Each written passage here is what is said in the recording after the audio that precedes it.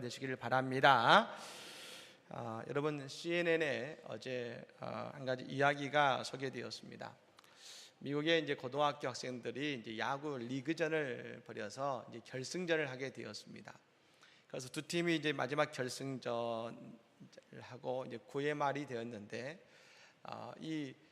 수비하는 팀이죠. 수비하는 팀이 점수를 더 많이 얻고 있었고, 이 공격하는 팀이 점수가 더 낮았습니다. 그리고 이제 그 마지막 선수가 들어왔습니다. 이제 한 선수만 이제 아웃시키면 이제 우승을 하는 겁니다. 근데 투수가 이렇게 봤더니 그 들어온 타자가 누구냐면 자기 어릴 적 친구인 겁니다. 그 어릴 적 친구가 타자로 왔고, 이 투수가 경기를 벌였는데 그 마지막에 이 투수가 삼진 아웃을 잡습니다. 그러니까 여러분, 이 우승팀은 너무 신나가지고 막 운동장에 뛰어나와서 얼싸안고 막 이렇게 하는데, 그때 우승을 하는 그 순간에 이 투수는 다른 곳으로 뛰어갔습니다. 그것이 어디냐면 방금 자신이 삼진 아웃을 시킨 친구에게 뛰어가서 그 친구를 안아줍니다. 위로해 줍니다. 자신이 얻은 승리의 기쁨보다 그 친구의 아픔이 먼저 보인 이 친구에게 뛰어간 것이지요. 사랑하는 여러분, 오늘 아침에 이 주의전에 오신 믿음의 성도님들, 지난 한 주 우리가 지었던 많은 세상의 짐과 그리고 근심들이 있습니다. 오늘 이곳에 온 우리 예수님은 그 짐을 내려놓게 하시고 우리를 안아주시고 우리를 위로하시는 이 아침이 될 줄로 믿습니다. 오늘 그 주의 위로를 경험하는 아침이 되기를 예수님을 간절히 축복합니다. 오늘 말씀은 이 사두개인과 예수님의 논쟁에 대한 말씀입니다. 여러분, 이 사두개인은 예수님 시대 이제 그 전후 한 200~300년 기간 존재했던 그 유대인 한 그룹입니다만, 이들은 누구냐면 대제사장과 그의 친척들, 그리고 유대의 그 귀족들을 중심으로 만든 한 유대인의 집단이었습니다. 그러니까 그 시대의 권력과 또 그리고 재물과 그리고 지식을 가지고 있는 탁월한 그룹이 바로 이 사두개인들이었던 것입니다. 근데 이 사두개인 중에 한 사람이 예수님께 와서 묻습니다. 그 물음은 부활의 논쟁이었습니다. 사두개인들은 그 당시에 대단히 현실적인 사람들이어서 부활이 없다고 여겼습니다. 그냥 이 세상만을 바라보고 살았던 이들이 사두개인들이었습니다. 그 사람이 오늘 예수님께 묻는 겁니다. 예수님, 신명기에 보면 말입니다, 형이 자식이 없이 죽으면 그 남겨진 아내를 동생이 그 아내를 취해서 형의 상속자를 세우라고 말하고 있습니다. 그런데 만일 그 칠형제 모두 다 아이가 없이 다 죽었다면 나중에 이 여인이 부활하게 됐을 때 과연 이 여인은 누구의 부인이 됩니까? 하고 이 예수님께 질문한 것입니다. 물론 궁금하게도 했겠지요. 그러나 여러분 말입니다, 지금 그들은 예수님과 부활에 대한 논쟁을 하고 싶은 것입니다. 왜냐하면 성경을 잘 알고 있다고 여겼기 때문에 그런 것이지요. 근데 여러분, 저는 이 말씀을 읽으면서 무엇보다도 분명히 알 수 있었던 한 가지의 사실이 있었습니다.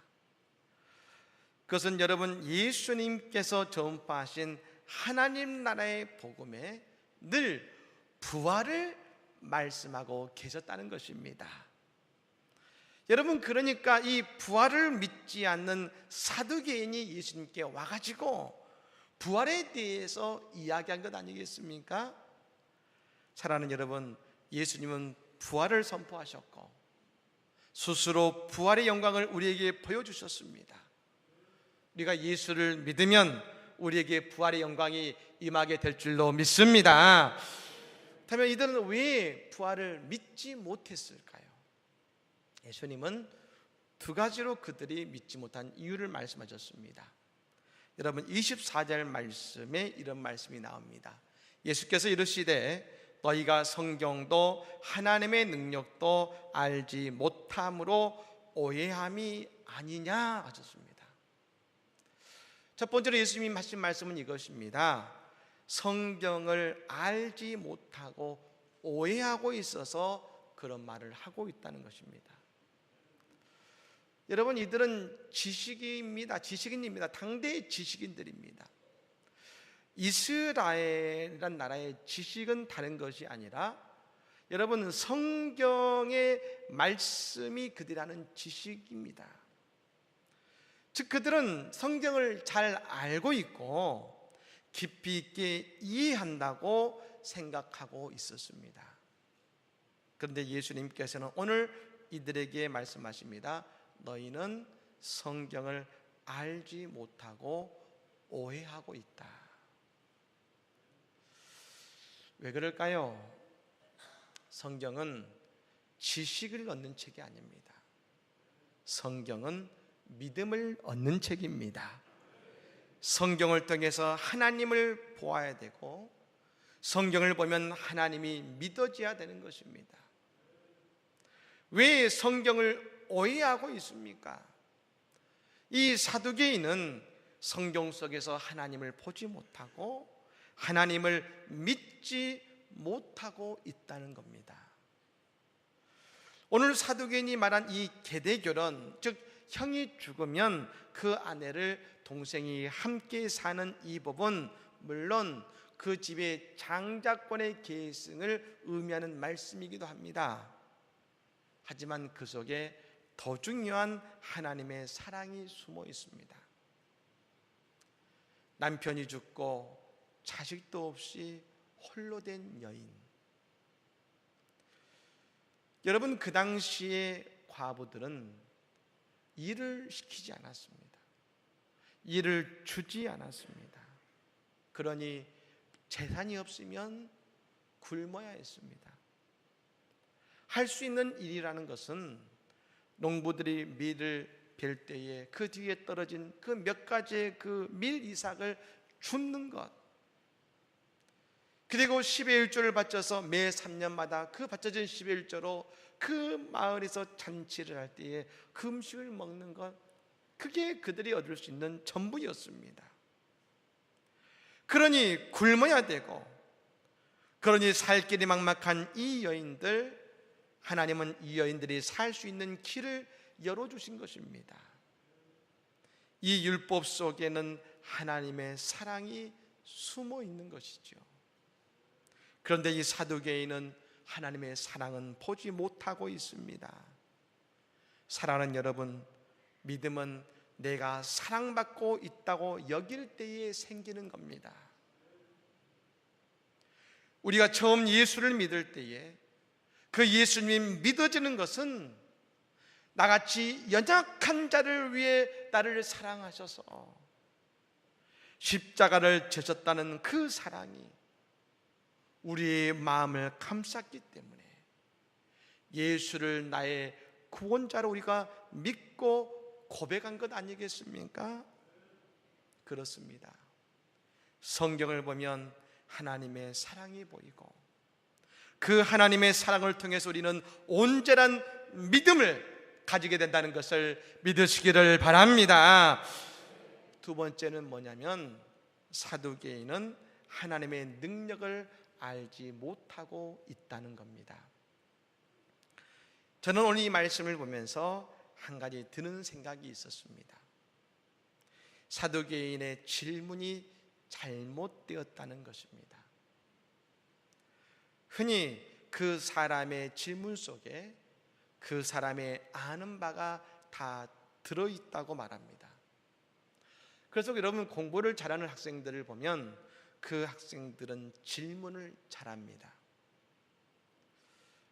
선생님들도 아이들을 가르칠 때 보면 그 아이의 질문을 들어보면 그 아이가 지금 이 내용을 얼마나 이해하고 있고 그 아이의 순이 어떤지를 금방 알 수 있다고 합니다. 오늘 예수님께서 오늘 그에게 너는 오해하고 있어 라고 하시는 것은 그 질문을 들어보시니 지금 그 사두개인의 영적인 상태가 보인 것입니다. 여러분은 지금 이 아침에 예수님께 어떤 질문을 하고 계십니까? 오늘 이 아침에 내가 듣기 원하는 인생의 회답이 어떤 질문이십니까? 여러분, 그러면 왜 예수님은 그에게 하나님의 능력을 알지 못한다고 하셨을까요? 사랑하는 여러분, 하나님의 능력은 창조의 능력이시고 이 땅의 모든 생명뿐 아니라 진흙인 우리에게 생명의 호흡을 불어넣어 주신 분이 바로 창조주 하나님이신 것입니다. 그 하나님의 창조의 능력을 사두개인들은 믿지 못한 겁니다. 창세기 1장 1절의 말씀이 뭡니까? 태초에 하나님이 천지를 창조하시느니라. 곧 무에서 유를 만드신 하나님의 권능을 알지 못하는 것은 믿지 못하는 것과 같은 것입니다. 왜요? 창세기 1장 1절 태초에 하나님이 천지를 창조하시니라 이 말씀이 아멘이 안 되면 1장 2절의 말씀으로 넘어갈 수 없는 겁니다. 1장 1절이 아멘 될 때에 1장 2절, 1장 3절 여러분 그 성경이 믿어지는 것입니다. 우리를 만드신 창조주 하나님, 무에서 유를 만드신 창조주 하나님, 여러분 이 땅을 창조하신 창조주 하나님을 그들은 바로 보지 못하고 있었다는 것이죠. 그럼 우리는 어떻습니까? 우리는 하나님의 능력과 인도하심을 제대로 믿고 있습니까? 나를 창조하신 하나님, 오늘 내 삶 인생이 무와 같은 인생이지만 그 하나님께서 내 인생을 유로 만드시고 새로운 것을 창조하신다는 그 하나님의 능력, 하나님의 인도하심을 우리는 믿고 있습니까? 지난 월요일에 우리 교회 한 성도님께서 암 수술하셨습니다. 참 감사하게 수술이 잘 마치셨습니다. 그런데 여러분 이틀 후에 갑자기 이분에게 뇌졸중이 오셨습니다.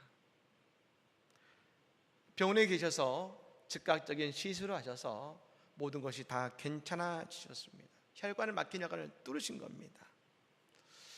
그래서 기도합니다. 하나님, 좀 너무하십니다. 아니 저 암 수술도 힘드셨을 텐데 왜 이 뇌졸중까지 오게 하셔가지고 그 고통을 받게 하십니까? 왜 힘들게 하십니까? 여러분 기도하는데요, 그 병원의 의사 선생님께서 그 가족들에게 이렇게 말씀했던 겁니다. 이 환자분은 참 행운합니다. 아니 왜요? 이분이 혈관이 많이 막히셔서 뇌졸중이 오늘 내일 올 수밖에 없었는데 만일 집에 계시다가 이 증상이 왔으면 아마 잘 돼도 반신불수가 되셨을 겁니다. 근데 마침 이 병원에 계실 때 증상이 나타나서 즉각 치료할 수 있었으니 이분은 정말 행운합니다. 여러분 그 가족도 처음에는 그 마음이 너무나 힘들었는데 그 말씀을 듣는 순간 하나님이 함께 하시는구나, 역시 하나님이 도우시는구나, 기도는 헛된 것이 아니야, 하나님의 역사를 고백하게 된 것 아니겠습니까?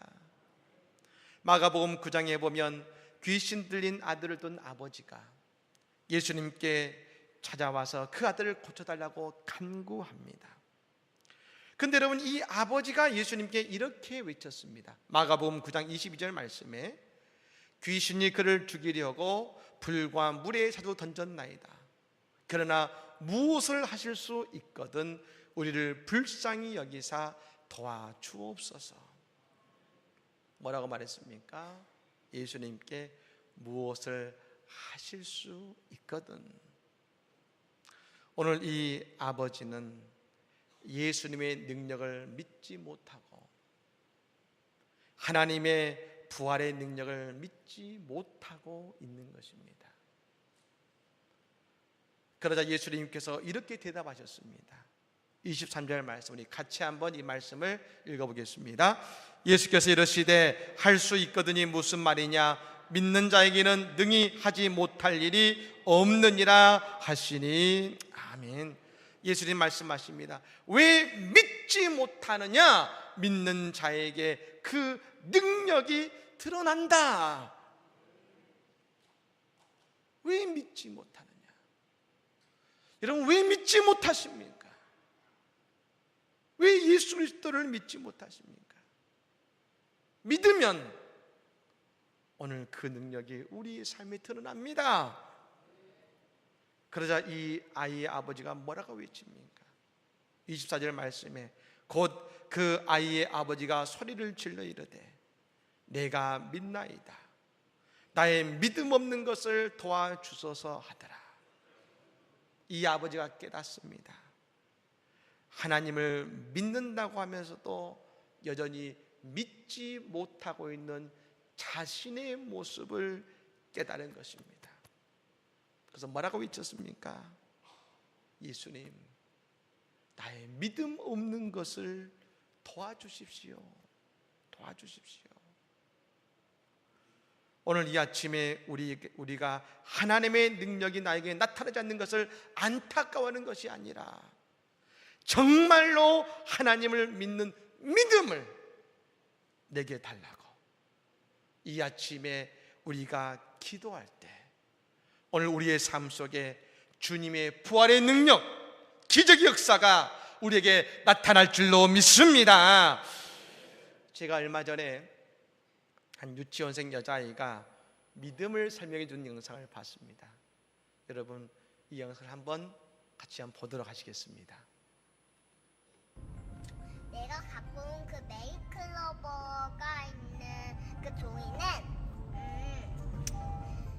예수님, 하나님, 성령님이 딱 세 가지 분이 있는데 그 세 가지 분은 한 명이야. 한 명이야? 근데 그건 이해하는 게 아니라 믿는 거야. 믿는 거야. 잘 봐. 메이클로버도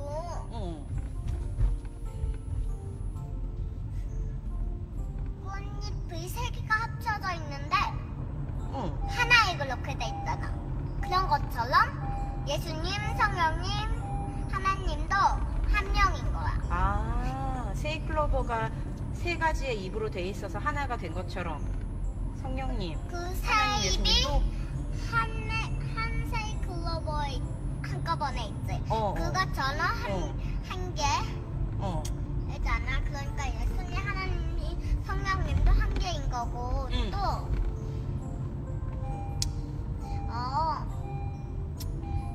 엄마들이 우리 낳았잖아. 그래서 우리가 태어났지. 그때 너 누구야? 너 우리 엄마 아야? 했어? 나 진짜 낳았어. 막 검사해봐. 이런 게 아니지. 나도 그런 적 없지. 이건 내 엄마야. 이럴 수 있지. 그것처럼. 그것처럼 그냥 믿는 거야? 그것처럼 믿는 거야. 머리로 이해하려고 그러지 말고? 믿는 거야. 마음으로 믿으래? 엄마, 목소리로 우리가 믿는 것처럼 믿는 거야. 그렇구나. 근데 막 이해가 안 되려고 그러면 어떡하지? 호랑이를 우리 눈으로 지금까지 못 봤지만 호랑이가 있다고 우리가 믿잖아. 그것처럼. 그리고 예수님은 눈에 안 보이지만 예수님 있다고 우리 믿잖아. 그런 것처럼 믿는 거지. 이제 좀 알겠지? 야, 확실히 알겠다. 제안 얘기 들으니까. 예, 이제 좀 아시겠죠?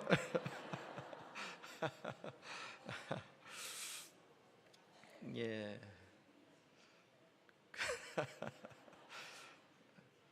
우리 예수님 말씀하셨습니다. 하나님은 죽은 자의 하나님이 아니라 산 자의 하나님이라 하셨습니다.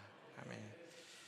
보이지 않지만 지금도 계셔서 우리에게 역사하시는 하나님, 우리를 도우시는 하나님, 그리고 우리에게 부활을 주시는 창조주 하나님이시라는 것입니다. 미국의 한 교회에 필립이라는 한 어린아이가 있었습니다. 이 아이는 정신적인 장애를 가지고 있는 아이였습니다.